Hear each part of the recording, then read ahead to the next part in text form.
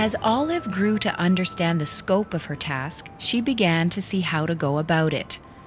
While working on her MA, she also produced a book, Indian Arts in Canada, with her former protege, Tom Hill. From then on, art would be a resource she would call on as she wove together an interdisciplinary approach to the study of history. She realized that you couldn't take a narrow historical approach. You had to write First Nations history, you had to be multidisciplinary and interdisciplinary. She began to look into art. Physical remains, costumes of First Nations people, the art that First Nations people had left. She began to look into anthropology and bring that into the study of history. So she began to take this multidisciplinary approach as well as the documentation which she found, government documents, for example, Indian agents who had been on reserves, their memoirs or letters in the archives. Olive next moved on to the doctoral stage, the highest level of academic qualification. But Native history had never been the subject of a Canadian doctoral dissertation. There was no specialist in Canada who could direct and adjudicate such a thesis. But that didn't stop Olive Dickason. She cleared a path through it all, gathering Native oral histories and combining them with the original texts of the colonizers in the archives of England, Spain, and France. These accounts were abundant in their descriptions of Aboriginal societies, the early contact relationships, and the original jurisprudence which laid down the legal framework of how Aboriginal people would be overtaken and governed. No previous historian had sought out these documents, but the reporter Olive did, learning to read French and Spanish in the process. She published breakthrough histories that have become Canadian studies textbooks. There was a lot more material available than was generally believed. Now you can argue that this was through European eyes, and most of it is, but a lot of it was very sympathetic to the Indians, and with the help of anthropology and your other sciences, you can make some very well-informed guesses as to what the situation actually was.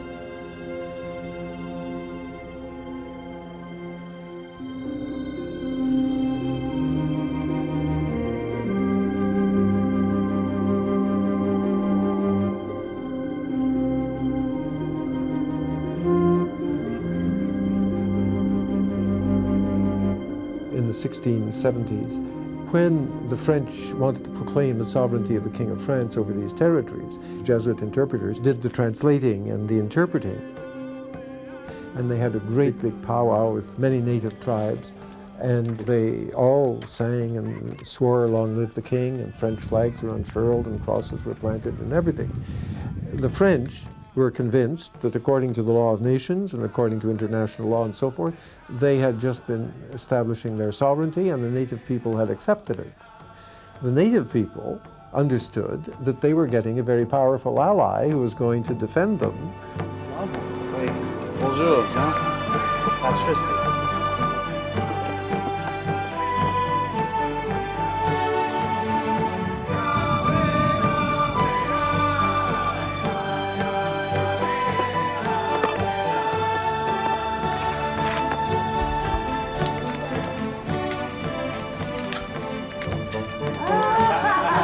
The idea of absolute ownership, individual ownership, was just totally absent in any of the Indian societies. That was strictly a European concept.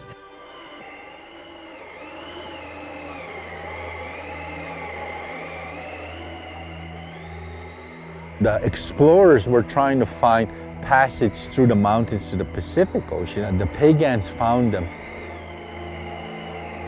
They were starving, they were freezing. So the pagans brought them in and helped them survive that winter, showed them how to live off the land, what kind of animals to eat, what kind of plants for medicine, kept them warm, helped them on clothing and how to build shelter.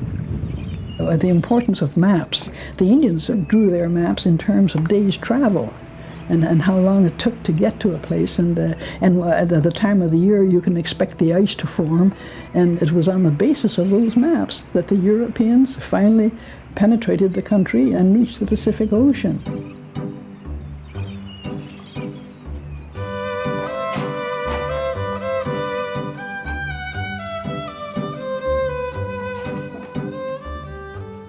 Essentially, it's a cooperative relationship because the Aboriginals are now able to procure items that are going to make their lives a little less time-consuming.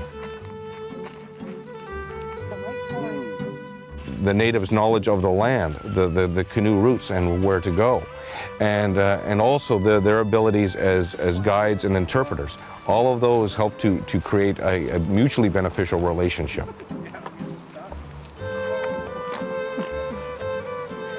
The native qualities of hospitality and generosity were values that were prized.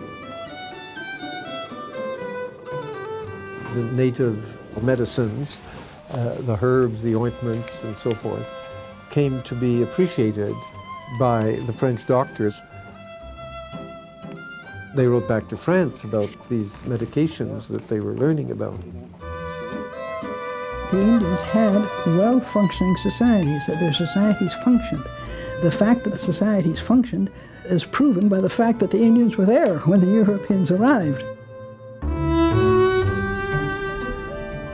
Olive Dickason decided that she was going to put First Nations people front and center as an integral part of the history of Canada. So she began to put this together, and she presented this case to the authorities at the University of Ottawa, who finally, with the help of her supervisor, Cornelius Janin, made certain that she was able to do a PhD looking at First Nations people in Canada. But it was a battle, and she could have easily given up. But when Olive was determined to do something, she didn't make a big fuss about it. She just did a lot of research, brought the facts together, and then presented her findings, and they couldn't say no to her. Her doctoral thesis became her first best-selling textbook, The Myth of the Savage, published in 1984.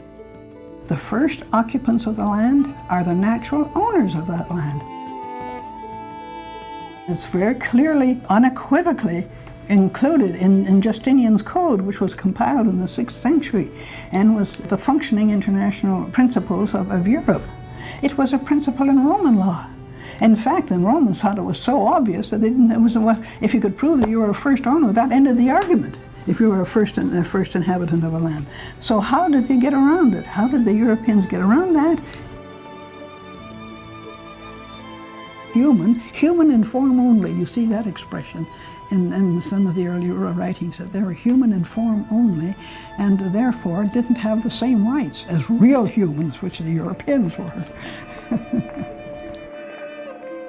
So the first official modification you get was that in 1537, the Pope issued a bull, Sublimis Deus, in which he said that the Indians were human beings and they had full right to their freedom and to their property as any other human being. But in spite of that proclamation, general politics of the day didn't accord the Indians the full rights, considered them to be subhuman, and very quickly the Indians got classed as savages. This set a pattern, and once you get a pattern established, it's God's own job to get it changed. And so the idea of Indians, say for instance, being savages and uncivilized pervaded right until the present day.